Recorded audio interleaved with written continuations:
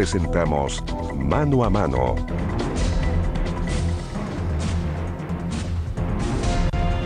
Por 98 votos a favor y solo una abstención, la Cámara de Diputados despachó hoy un nuevo código de ética parlamentaria.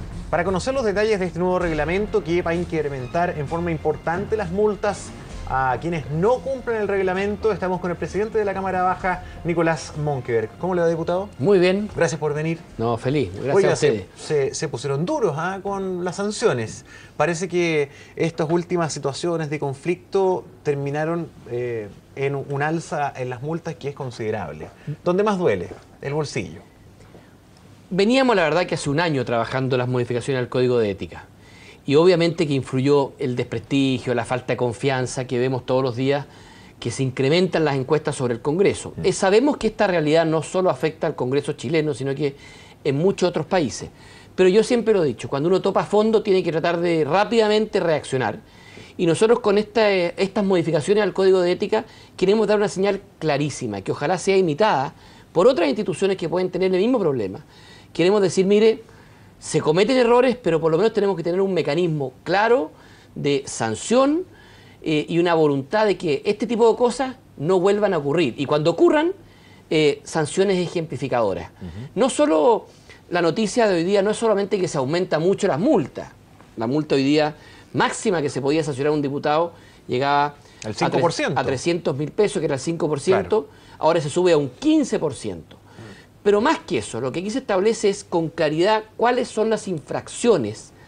Por ejemplo, la inasistencia reiterada y no justificada a las sesiones es una infracción que hoy día tiene una pena. La falta a la disciplina en la sala, el garabato, el puñete, tiene una infracción tipificada y tiene pena. Entonces queremos decir, mire, no queremos esconder nada, estas son las faltas y estas son las sanciones que son mucho más drásticas de lo que había anteriormente. Diputado, a ver, antes de entrar al detalle, bueno, se mantienen, digamos, las formas de conminar a un parlamentario que está transgrediendo el código, llamado al orden, amonestación, luego censura. Se incrementan en forma sustancial en lo económico, 15%, que no es menor, porque ya no son 300.000 pesos, sino que puede llegar a cerca de 1.200.000 por este tipo de infracciones. Ahora, usted decía, no asistir a una sesión. ¿Qué pasa con la asistencia en las comisiones? ¿Qué pasa en definitiva con cumplir la labor propia del parlamentario? Siempre ha sido obligación asistir a las sesiones de comisión y sesiones de sala. Pero hasta lo que yo recuerdo, nunca se ha sancionado por la Comisión de Ética a un parlamentario que tiene inasistencia reiterada y ninguna de ellas la justifica. Con esta modificación que aprobamos hoy día, y que ya es ley a partir de la publicación en los próximos días, sí existe una sanción para aquel parlamentario que en forma reiterada y sin justificación no va a la comisión o no va a la sesión de sala. Claro. Porque entendemos que es una obligación del parlamentario estar presente. Lógico, como cualquier trabajador de partida chileno que tiene que estar en su pega. Y por tanto la Comisión de Ética ahora va a poder evaluar y va a aplicar las sanciones. Obviamente que a la primera seguramente va a ser una amonestación, pero cuando es reiteración va a ser una censura y con descuentos de sueldo, que es lo que corresponde. Ya, pero ¿cómo vamos a hacer, diputado, para que esto no sea chaya?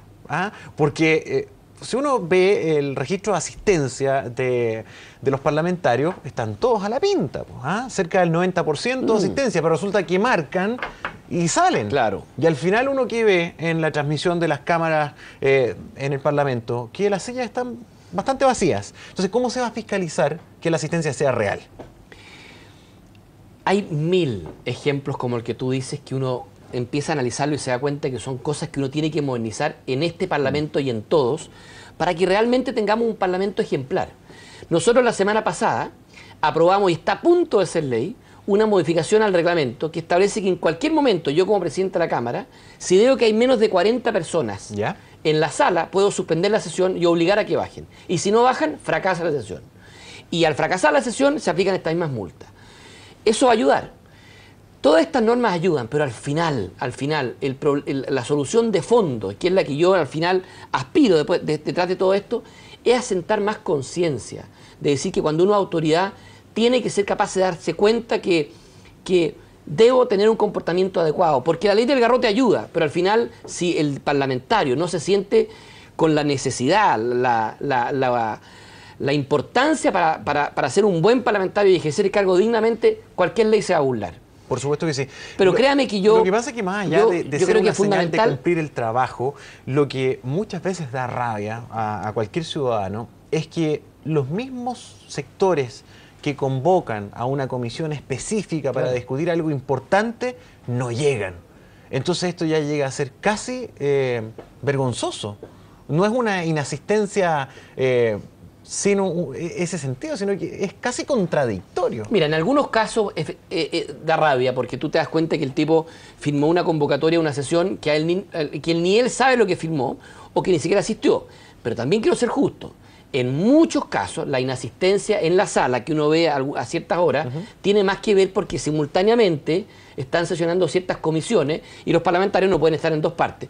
De tal manera que mañana, entiendo que mañana está en tabla, casi seguro, está este proyecto de ley que yo te decía, que si se aprueba mañana, termina su trámite, en que nunca más se puede convocar una sesión especial de sala en simultáneo comisiones. Sí, ahora y eso va a ayudar mucho. Las comisiones son en la tarde, ¿eh? En la mañana claro. Ahí sacan harto la vuelta. No, yo estoy hablando de las sesiones especiales. Ah, ya. Y en la mañana pasa lo que te decía anteriormente. Va a tener que poner una cámara espía en la mañana. No, si lo que hay que hacer es en los pasillos. Hacer cumplir el reglamento. El reglamento exige que para que la sesión funcione tienen que haber 40 diputados, que es un tercio de los parlamentarios en ejercicio, y hay que hacer cumplir el reglamento. Lo mínimo. Qué bueno. ¿Y esto cuándo va a empezar a ser exigido? Bueno, esta ley que aprobamos hoy día, que el Código que corre de Conducta, para diputados y senadores. No, solo para la Cámara de Diputados. Por eso que yo... este es un reglamento solo para la Cámara de Diputados. Sí. Y creo que es perfectamente imitable por el Senado. ¿Y por qué siempre hay estas diferencias entre la Cámara y el Senado? No, porque son reglamentos distintos, pero yo le quiero comunicar oficialmente que no le vamos a cobrar ningún derecho de autor al Senado, así que si nos quieren copiar la ley, bienvenido sea. Creo que hacemos un mejor país si ellos nos copian esta mayor estrictez. Ya, y cuénteme usted, ¿cómo se regula esto en el Senado? No, ellos tienen un reglamento aparte que... Ya, me gustaría conocer qué dice el reglamento. Me imagino que lo conoce. Usted no es el presidente del Senado, pero me imagino que como parlamentario conoce... Tiene ciertas diferencias y en términos generales me atrevería a decir que es menos estricto que el que hoy día hemos aprobado.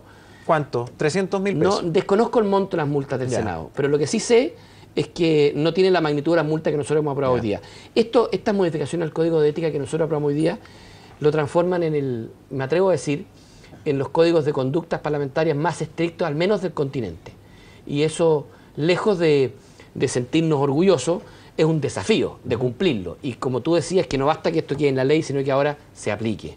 Y que ojalá, el balance en un año más sea, mire, hicimos estas señales, hoy día tenemos un parlamento mejor. Siempre van a haber problemas, siempre van a haber inasistencia o parlamentarios que no hagan bien la pega. Lo importante es que la conducta normal, la aprobada, sea la que establece el código. Y por eso lo hemos hecho. Diputado, pero en todo caso, esto no debería ser como una recomendación, sino que debería ser parejo para todo el Parlamento. O sea, ojalá que el Senado también incorporara, porque la función técnicamente es la misma. Están representando a los ciudadanos. Sí, yo siento que hay muchos problemas de funcionamiento de la Cámara de Diputados que son idénticos en el Senado y que no vendría mal al país que las soluciones se homologaran. En algunas el Senado ha llevado la delantera y en otras como esta nosotros hemos llevado la delantera. Por ejemplo, y en otras lo hemos hecho de común acuerdo con Camilo Escalona. Por ejemplo, en la ley de presupuesto de este año nosotros hicimos algo inédito, que antes la ley de presupuesto establecía todo el monto de asignaciones que llegaban en un paquete, en una especie de bolsa común, tanto la Cámara como el Senado, y la gente no sabía en la ley de presupuesto a qué correspondía cada ítem, qué sé yo, arriendo, oficina, asesores. Nosotros cambiamos eso, dijimos no, queremos más transparencia y que todas las platas vayan por ítems separadas. Eso fue inédito y lo hicimos en conjunto con el Senado. Falta más transparencia de todas maneras dentro de los sitios web, por ejemplo, del Congreso, de tener más acceso a información relevante, como en qué se gasta la plata, en qué se va a invertir, lo que viene el próximo año. Por ejemplo, la misma Cámara de Diputados. Hemos avanzado muchísimo. De hecho, hoy día en las dos páginas web del Senado y de la Cámara hay mucha transparencia respecto a cada peso.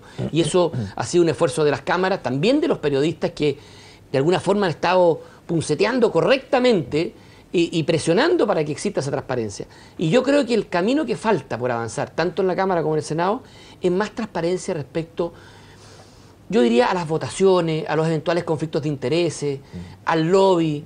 No puede ser que en Chile todavía no tengamos una ley de lobby. Yo, por ejemplo, soy de aquellos que defiende que la agenda de reuniones de un diputado, de un senador o de cualquier autoridad tiene que ser pública. Es decir, si mañana va a mi oficina un grupo de interés y quiere hacerme un lobby para un determinado proyecto de ley, eso por obligación debería estar en la agenda, no debería ser solo voluntario. Obvio. Porque eso da más transparencia. Yo creo que en esa ha sido línea... histórica esa necesidad de tener una ley de lobby. Pero llevamos 5 años y no pasa nada. Y no pasa nada. ¿Qué pasa con las incompatibilidades? Por ejemplo, se acaba de votar la ley de legislar en la ley de pesca en el Senado. Y había bastante bochinche, por decirlo de alguna manera, porque había algunos inconvenientes o críticas para algunos de los senadores que eventualmente podían tener conflicto de interés a la hora de votar. ¿Eso debería estar más reglamentado? ¿Debería haber una forma de administrar este tipo de problemáticas? A ver, una cosa, una aclaración anterior. No es que no se haya hecho nada respecto del lobby. Lo que pasa es que muchas de las obligaciones que tiene un diputado hoy día respecto a su conflicto de interés dependen de mí, en el fondo son voluntarias si yo las tomo o no las tomo. Pero si me llegan a pillar mintiendo, me caen las penas del infierno. Yo quiero dar un paso más y decir que no sea voluntario, que sea obligación. O sea, si yo me reúno con el presidente de no sé, de tal consorcio de empresa y no lo publico, que sea una sanción. O sea, que sea obligación, no voluntario. Pero aún siendo voluntario como es actualmente, yo estoy obligado a inhabilitarme si tengo un conflicto de interés. Y respecto a lo que tú me preguntabas, sí, yo definitivamente creo que la forma más transparente de objetivizar lo que son las inhabilidades o los conflictos de interés es que hay una mayor regulación, que se diga exactamente, mire, si usted es dueño de tal porcentaje de tal empresa, está de por sí inhabilitado. Cosa que esta zona gris o autodiscreción, que si yo creo que estoy inhabilitado o no, o porque yo tengo acciones hace tanto tiempo estoy inhabilitado, pero si la tengo hace menos meses no estoy, yo creo que esa zona gris es mejor regularla. ¿Está la conciencia en todo el Parlamento de las necesidades de modificar todas estas cosas y agilizarlo lo antes posible? ¿Sabe por qué? Porque es un peligro cuando tenemos este nivel de rechazo, de poco respeto a veces de la ciudadanía por los parlamentarios, toda vez que son ustedes los que pueden modificar nuestros destinos como país, pues si ustedes son los que hacen las leyes. Yo creo que hay una mayoritaria conciencia de esto y quiero ser súper justo y hemos avanzado muchísimo. Me atrevería a decir que en los últimos 24 meses, tanto en el Senado como en la Cámara. Si acordémonos, no sé, puedo estar equivocado en los años, pero hace 3 años atrás, todo esto que estamos hablando de los montos de asignaciones, de cómo se gastaban, de las remuneraciones, eran todos desconocidos. Era un secreto completo. Era un secreto, nadie tenía idea. Tampoco era público cómo el parlamentario votaba.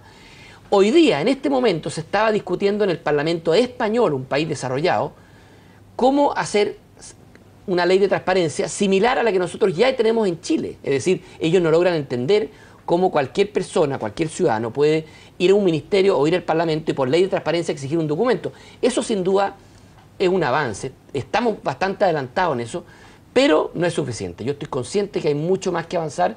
No quiero ser tan autoflagelante que estamos en el peor de los escenarios.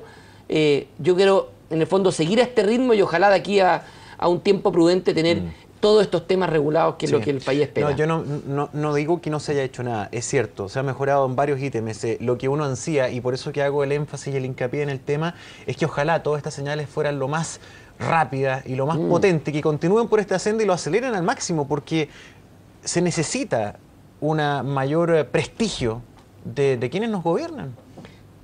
Mira, te encuentro toda la razón. Y yo sé que hay muchos chilenos que pueden estar además de acuerdo con esto.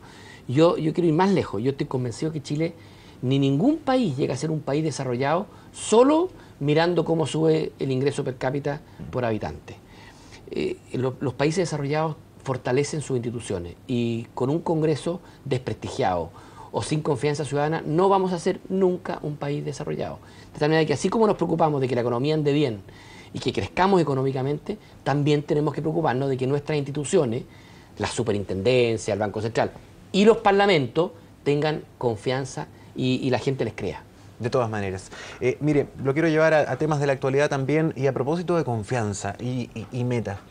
Resulta que una de las principales metas, objetivos que tenía y que tiene este gobierno, como otros, pero que por Dios que estuvo presente en los eslóganes, era la batalla contra la delincuencia, era la batalla contra el narcotráfico, sí. Era todo este tipo de situaciones que hoy día vemos un mensaje bastante distinto con lo que está pasando dentro de la Subsecretaría, dentro del Ministerio del Interior, lo que ha pasado con el Plan Frontera Norte. ¿Qué opina usted de lo que ha sucedido? ¿Ha sido un revés duro? ¿Ha sido complicado lo que está pasando? Es súper duro, obvio que es súper duro, a nadie le gusta, sea de gobierno, sea de oposición. Pero hay una cosa súper importante. Yo creo que nadie nunca quiso decir, y sería una torpeza decirlo, que porque cambia de gobierno no va a haber corrupción. Corrupción hay siempre. Tipos que quieren aprovecharse fresco en la administración pública, siempre vamos a estar expuestos a que hayan. De hecho, cuando asume un gobierno, no quiere decir que se van todos los del gobierno anterior, muchos funcionarios quedan, y funcionarios importantes. Entonces, el que diga, mire, porque yo asumí en el gobierno, se acabó la corrupción, no. Lo que distingue a un gobierno de otro no es que haya o no haya corrupción, sino que cómo se enfrenta. Si la corrupción se tolera, cómo se echa inmediatamente al funcionario que pueda estar relativamente implicado, si hay o no red de protección. Y yo creo que en esto, y no quiero de verdad ser autocomplaciente, pero creo que en eso este gobierno ha dado un ejemplo, porque cuando ha habido al más mínimo atisbo de corrupción, se ha aplicado inmediatamente la destitución de los funcionarios directamente involucrados, y ha sido el propio gobierno el que le ha dicho a los tribunales, con mi querella investigue a fondo y caiga quien caiga. Eso es lo que quiero decir. O sea, querella lo que distingue, que tenía que ser ahí arreglada varias veces. Está bien, perdón, pero, es un detalle. Pero vámonos al tema de fondo. Sí. Lo que quiero decir es que nadie duda de que la voluntad de este gobierno ha sido que no haya un atisbo de protección a nadie, y al revés, que se aplique la máxima sanción si es que hay corrupción. Yo creo que hay una coincidencia en que sí, desde que se supo esto, se ha reaccionado. Es lo mínimo, vos, diputado. Y más encima, aún más cuando se ha sabido de esto por un reportaje periodístico. O sea, las luces de alarma aquí no funcionaron para nada. Y por varios años, porque estos sobreprecios... Sin duda. Y hay que investigar Pero esto yo no lo digo por empatar, lo digo precisamente porque pillos o frescos que han querido aprovecharse del Estado, estos mismos, con sobreprecio hace... no un año, hace 8 años, y no solo en un ministerio, sino que en varias otras reparticiones públicas. Lo que sabemos hoy día es que desde el 2007 por lo menos hay riesgo de que esto se haya repetido. Exactamente, de tal manera que yo lo que quiero que cuando esto ahora que por suerte se destapó, hay que sacar esa maleza de raíz y por de pronto tomarse estas medidas drásticas, como por ejemplo... que ver qué falló, porque durante casi, no sé, pues 5 o 6 años esta empresa operaba de esta forma y nadie levantó ninguna luz de alarma. Algo falló, antes, ahora, y lo importante es sacar esas conclusiones, aparte de investigar y sancionar a los responsables. Es cierto que los funcionarios involucrados directamente, todos fueron aceptadas sus renuncias, por no decir removidos de sus cargos, que para mí es una formalidad nomás. Pero mucho se ha cuestionado la permanencia del subsecretario Villa en su cargo. Mire, más allá de entrar en el tema politiquero, porque acá hay una crítica que es política, vamos a los hechos. Mire, cuando hay una inversión de esta magnitud dentro de una unidad tan relevante como la Subsecretaría del Interior, yo imagino que el subsecretario también visa y tiene que firmar o autorizar estas compras. Si él firmó o autorizó, ¿cómo no tiene responsabilidad de los hechos? No, pero lo que pasa es que a mí en el caso de Rodrigo Villa, yo quiero decirlo con franqueza, yo creo que gran parte de las medidas que se han tomado, de lo drástico que ha sido en condenar los hechos y en investigar a fondo, es gracias al impulso que ha dado el propio subsecretario del Interior. Pero si él ha sido el impulsor de la investigación. ¿Es su responsabilidad? Por supuesto. O sea, sería tirado a las mechas quien no hubiera reaccionado. Mire, yo no quiero comparar, pero en otras épocas uno estaba acostumbrado a que las cosas no se decían, se decía que las instituciones funcionen o esperemos el fallo. Aquí no se ha esperado ni un fallo, ninguna reacción ni ninguna declaración políticamente bonita ni correcta. Se ha dicho, ahora se va y ahora se investiga y yo presento una querella mañana, más allá de los errores formales que tú mencionabas.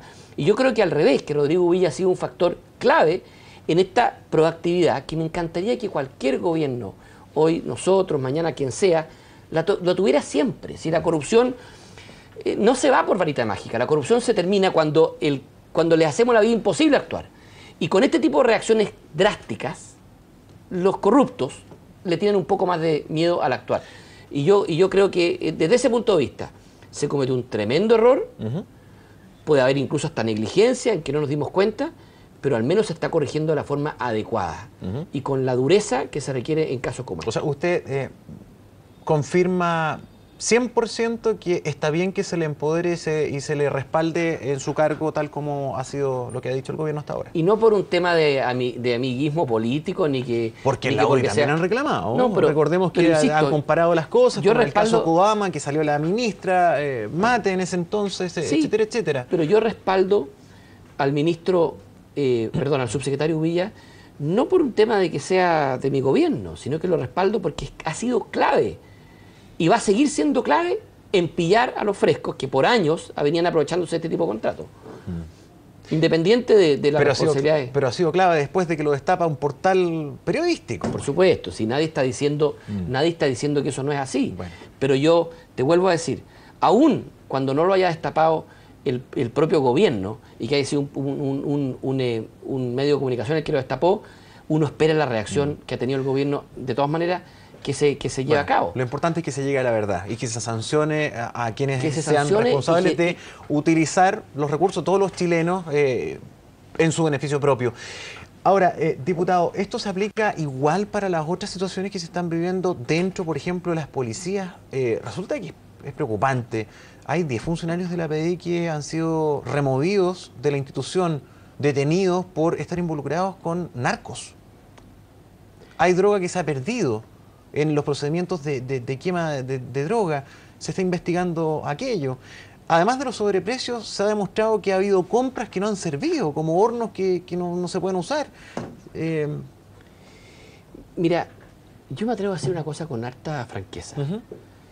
Yo soy parlamentario, diputado, entre otras comunas por Cerro Navia, Lo Prado, Quinta Normal también, y no es casualidad que la gente hoy día vea con impotencia que la droga crece, crece y crece en los barrios y poco o nada se hace. No es casualidad que los fiscales o que los carabineros llamen a las fiscalías para hacer un procedimiento y no contesten el teléfono, cuando el procedimiento debería ser en forma urgente. No es casualidad que no haya una fiscalía antidroga, por ejemplo, para la zona poniente. Y yo creo en parte que estamos pagando parte de la culpa en ese sentido. Y digamos las cosas como son. El control anticorrupción tiene que ser mucho más firme, mucho más estricto precisamente en la policía, que son las que están en contacto directo con el narco grande, pequeño o mediano. Y es ahí donde yo tengo que ser mucho más estricto. Yo no tengo ninguna duda. Y espero que así sea, que a partir del último hecho que involucra a funcionarios de la PDI, que el director de investigaciones nos presente un plan, y yo lo voy a aprovechar la discusión de presupuesto, mucho más detallado de prevención, de implicancia y corrupción de los funcionarios que están precisamente en el control de drogas. Porque yo no creo que sea esto, espero más bien que yo no creo que sea un caso único e irrepetible. Podríamos perfectamente estar respecto a un caso que se repita y tenemos que ser capaces de separarlo ya. ¿Cómo es posible, por ejemplo, algo tan absurdo? Tú vas hoy día a ciertas dependencias municipales, algunas de ellas, donde están todos los autos de los narcos, todos, ahí deteriorándose por años. Se los roban de la calle, o quizás quién le saca las ruedas, los motores, las carrocerías, y después nos damos cuenta que cuando termina el juicio condenan al narcotraficante, ese auto ya no vale nada. Y esa plata perfectamente la podríamos usar para rehabilitar jóvenes, para políticas antidroga. Nada, ahí está, Sí. casi improvisándose, porque esos autos están ahí botados. Hay mucho y que así arreglar te en puedo el poner tema- 20 ejemplos el que tema- demuestran que en el fondo se escapan muchos de estos detalles que son fundamentales. Sí. Y que dejan de ser detalles. Sí, es un problema de todos los países. Otros tienen tremendos problemas como México. En nuestro caso, afortunadamente, no ha llegado a ese nivel, pero hay que estar muy atentos. Pero Diputado, ojo, a esos niveles no se llega de la noche a la mañana, se llega paulatinamente y con muchas negligencias. Entonces, este es momento para ir frenando. Hay ciertos programas que ha implementado el actual gobierno en poblaciones por el tema de droga que han funcionado bien. Aumentémoslo, repliquémoslo en varios otros sectores de la población y yo estoy convencido que podremos ir por el camino correcto. Pero tomemos urgencia de que Chile no es un país que esté ni cerca de ganar la pelea de la droga todavía. Y tenemos que verlo con mucha más urgencia. por supuesto. Diputado, para finalizar, la expresidenta Bachelet viajó a Chile, en realidad pasó bastante desapercibida, venía algo familiar. Y se fue a Perú. Usted se ríe ya de antemano. ¿No cree que había una sobrereacción llamativa, por decirlo de alguna manera, de parte de la Alianza a esta fugaz visita de la expresidenta? No, no es que sea una sobrereacción de la alianza, es que esta cuestión es media inusitada, encuentro yo, de que estemos a meses, a ver, ni siquiera meses, a semanas, de que comience el proceso de primaria. Acabamos de aprobar una ley de primaria. Todo el mundo habla de candidaturas presidenciales. Algunos candidatos ya se han proclamado. Y respecto a la expresidenta Bachelet, sea una especie de cuento imaginario o de misterio permanente. Ella viene a Chile y todo el mundo dice viene a apoyar a los candidatos. No, viene a un matrimonio. No, viene a tomar té. A mí me parece que esto es más serio. Y yo de verdad quisiera que más allá de este viaje, que puede haber venido un matrimonio, está bien, pero que si ella de verdad aspira a ser nuevamente candidata, como indica todo, que lo diga y lo diga ya.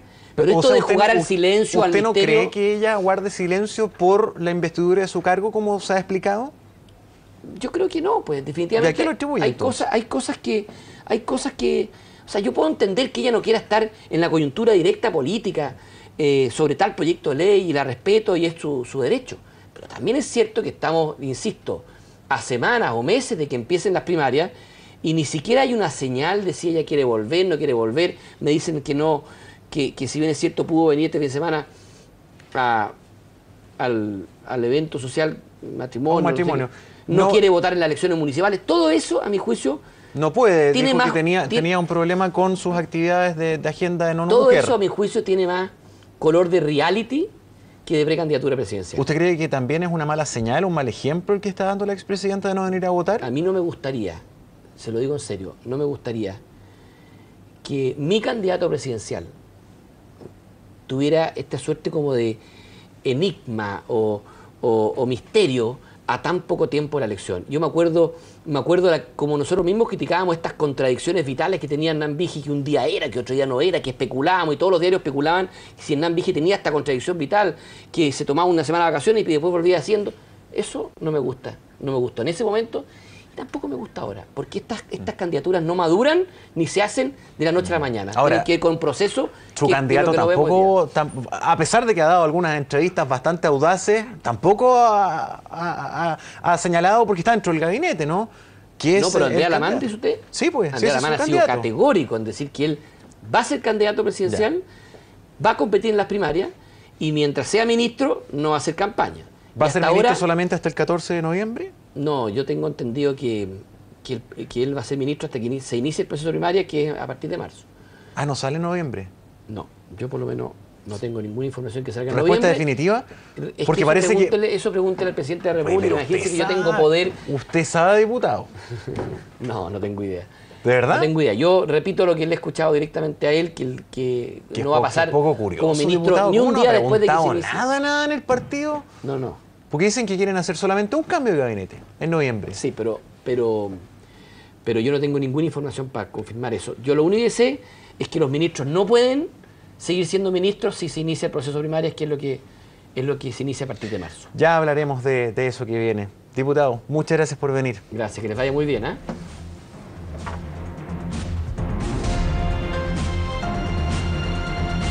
Mano a mano.